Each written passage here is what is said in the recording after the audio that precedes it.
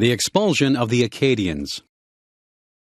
The history of the Americas, from their discovery by Columbus till the founding of modern nation-states, has been the struggle among European powers for the largest and richest sections of the continents. In particular, England and France have struggled for control of most of North America. Many tragedies and disasters have marked this conflict, but few have been as heart-rending as the expulsion of the Acadians in 1755. Acadia refers to what are now the maritime provinces of Canada: New Brunswick, Prince Edward Island, and Nova Scotia. In 1605, a French expedition under Des Monts and Champlain established an agriculture settlement at Port Royal in present-day Nova Scotia. Although Port Royal and other colonies had very mixed success, there was a gradual increase of French settlement through the 17th century. By 1710, the French or Acadian population had reached 2,100. In 1710, Port Royal fell to the English, and the Treaty of Utrecht in 1713 confirmed British ownership of Nova Scotia and New Brunswick. By this treaty, the Acadians, that is, the French-speaking inhabitants, were allowed to stay or leave the country as they pleased. The majority of inhabitants of Acadia were French and were still being influenced by agents from France and Quebec. This made their loyalty to Britain very doubtful in time of war.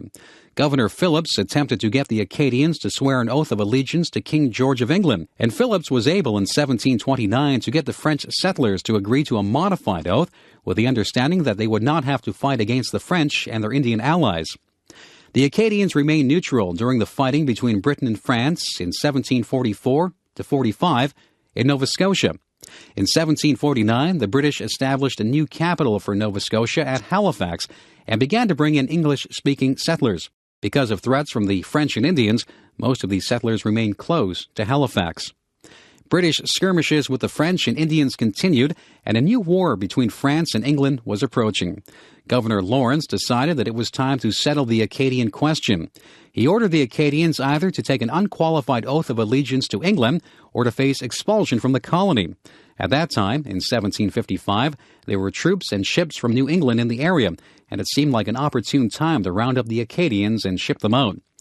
When the Acadians refused to take the oath which might oblige them to fight against France, the British rounded up 6,000 of the 8,000 Acadians, burned their homes, and shipped them away to British colonies of Virginia, the Carolinas, and as far away as the mouth of the Mississippi River. Several of the transport ships sank, drowning all on board, and the Acadians died from disease and hardship. Since the expulsion order did not come from London, it has been suggested that Governor Lawrence had personal reasons for the expulsion. He may have been greedy for the land and possessions confiscated from the Acadians. Others say there was the genuine fear for the English position in North America, and that Lawrence was only protecting the interests of the colony. Acadians still live in maritime Canada today. Almost 2,000 fled into the woods and eluded the roundup. Another 2,000 Acadians later returned from exile to take the oath of allegiance. Many stories were told of their sufferings. One tale relates to how on the very day of his wedding, a bridegroom was seized by the British and transported from the colony. His bride wandered for many years through the American colonies trying to find him. At last, when she was old, she found him on his deathbed. The shock of finding him and his death soon caused her death. This is the story of Henry W. Longfellow's poem, Evangeline.